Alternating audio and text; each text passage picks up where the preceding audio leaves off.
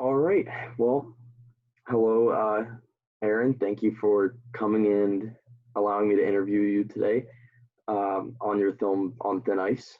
I'm really excited to talk Yeah, to you it's a about it, pleasure to be here. see your thoughts, and ask you some questions about it and dive in deeper. So, Awesome. Yeah, it's a pleasure to be here. all right. Well, let's get started then. So, my first question that I have for you is, which film movement were you actually trying to capture in your film, and why did you choose that one? So I chose German expressionism, and I wanted to capture not only the like fear aspect of Nosferatu and kind of the crazy, um, over exaggerated actions of the dramatic actors Mhm. at the time, and I was also interested in the in like the German expressionist interest in camera angles, the way that they made that rat look like the shadow was the size of a horse to kind of exemplify extreme fear. Yeah. Oh, yeah. Uh, yeah, so those ideas kind of inspired me to do something along those lines. Yeah, I actually really enjoyed your film. I like how you were trying to play off on like the fear type aspect. I was as I watched it through your film.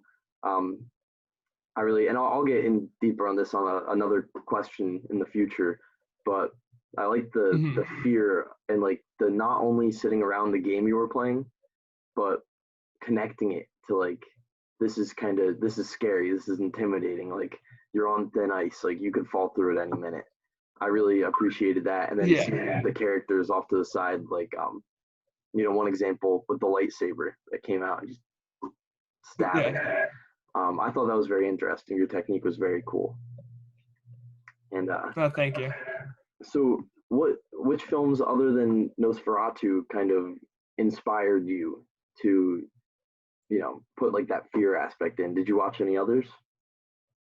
Yeah, so I mean, obviously the Seventh Seal, even though that comes much later in film history.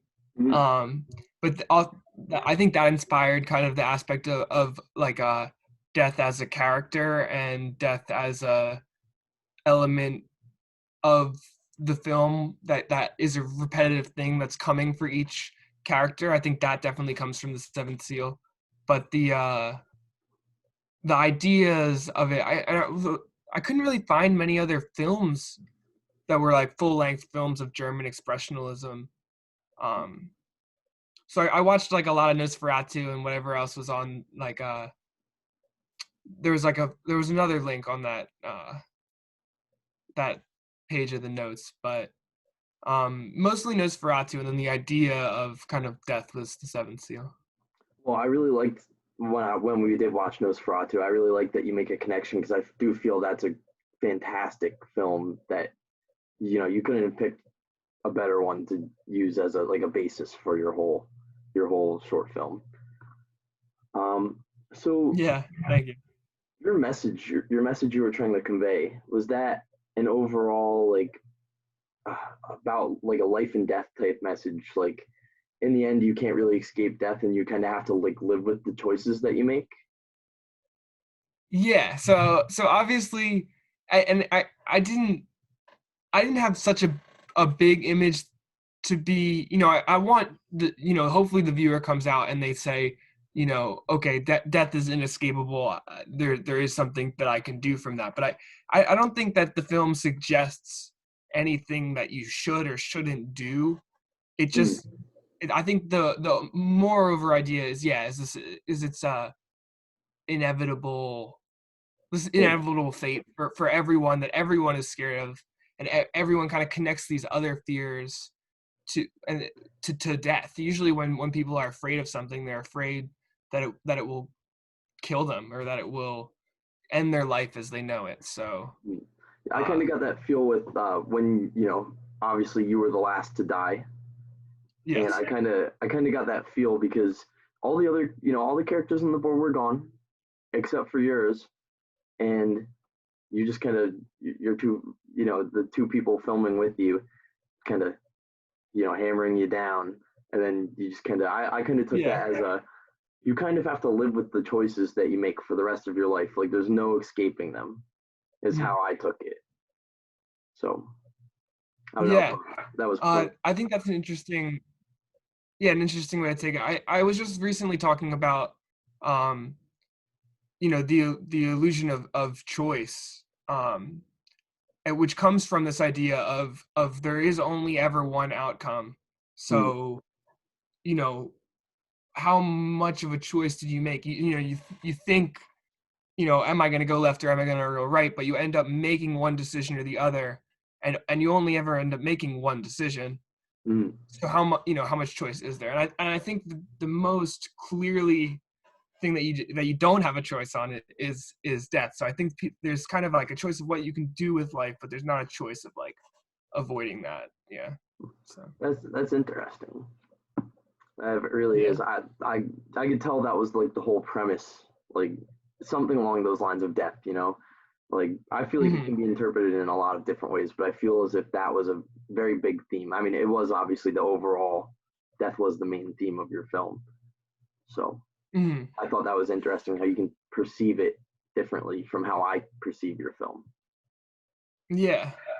And Um, that also ties it into the German expressionism too. I think they talked a lot about uh, death as it being post the First World War, which was one of the mass death across Europe. mm. Probably the most people to die since the plague and shit. I don't know. But another thing I actually wanted to ask you was in a couple of those death scenes, I I don't know if this was intentional or not, but it Mm-hmm. almost appeared as if like when you would go in and you would go in on one of the actors' faces or Mm-hmm. just them, it almost seemed like there were lights kind of like flickering and like shimmering in the background. Was that intentional? Yeah, so that's literally just one of my friends is like flickering the light switch. Simple simple technique. They probably did it uh back in the day, although they probably had specific lights for it. But honestly, that comes from the Nosferatu SpongeBob Okay, episode. Have you I ever was gonna seen bring that? that up. Yeah, that's what it reminded me of when SpongeBob is just you know, or Nosferatu's flicking the light switch and it's Look at the lights in the Krusty Krab. Nosferatu. Yeah. Yeah, Yeah. I thought that was very Yeah, interesting. That was a exactly. pretty creative thinking. So I like that I'm on glad your you picked part. up on that. Yeah, it was very Yeah. interesting. Like I said, I wasn't sure if I saw it, but I thought I saw like a little something going on there, and I was like, is this camera acting up, or is this just the way he wanted No. to portray it? Um, Yeah, you can actually see the one of the actors is the guys who's flicking the lights, mm, and he's also flicking the lights when he dies. So if you're curious which one it is, it's the one that also has his arm out like this way, also flickering the lights off screen. got it. That's funny. That is funny. Um, I guess the next question I have to ask you is why no sound?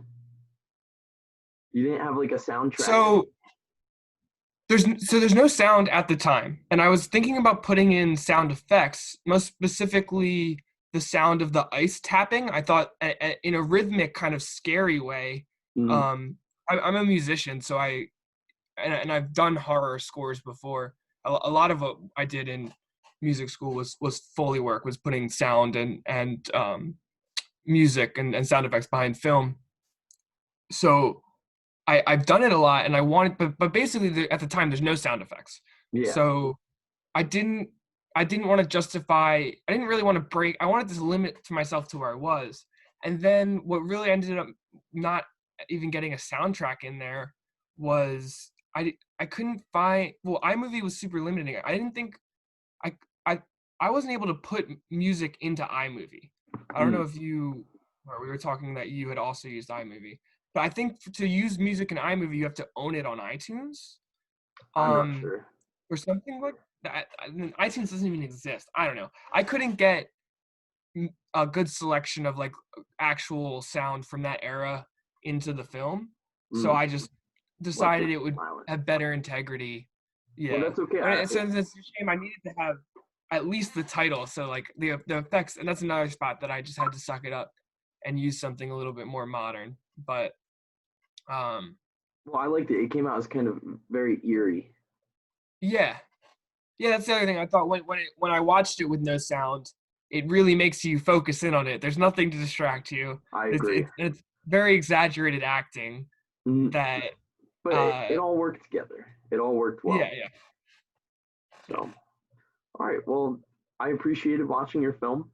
I Yeah. thought it was very good. I would scale of 1 to 10. You have a 10 for me. I haven't watched Thank you so many of much. our other classmates yet, but you did a phenomenal job. It was outstanding. I So really appreciate that. thank you for letting me interview you, and Yeah, thank you. I hope all goes well for you. Awesome. You too.